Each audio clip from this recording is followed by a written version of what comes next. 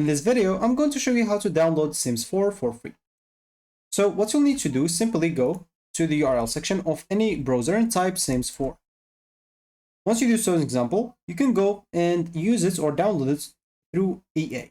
So go and click on that. And once you do so, you'll be taken here. So you can go and click on download now.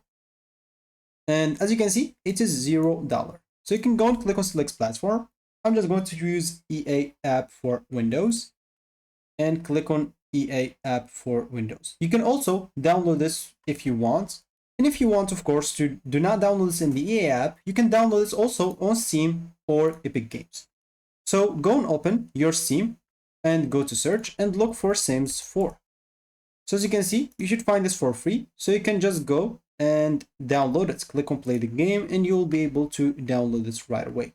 So click on install and it will be downloaded. The same will be for Epic Games. You can just go, an example, to the store and look for Sims 4. And simply from here, you can just go and click on it and basically get it in your library. Then you'll be able to, so click on get to get it in your library. Once you do so, you'll be able, of course, to click on place order.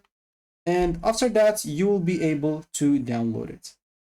So if you don't want these two options, because maybe you don't have any Steam or Epic Games, this is an example if you have one of those. If you don't have it, the best example to use EA app, just go and click on download the EA app for Windows. And it's another store like Steam or like Epic Games. You can just go and look for store, look for Sims 4 and simply just download it or install it, as simple as that. So an example for this, you can just go and as you can see, it will download EA anyway. So you can click on let's go. Yes, and as you can see, even if I use this on Epic Games or something like that, it will download EA for me. So let's just go and download here EA. And of course, we'll have to go and create an account on it. And I'll be able then to download it through EA. EA is important or is mandatory or required as it seems. So yeah, just go and create an account there. And of course, you can also access some DLC, downloadable like content. So you can go and do so.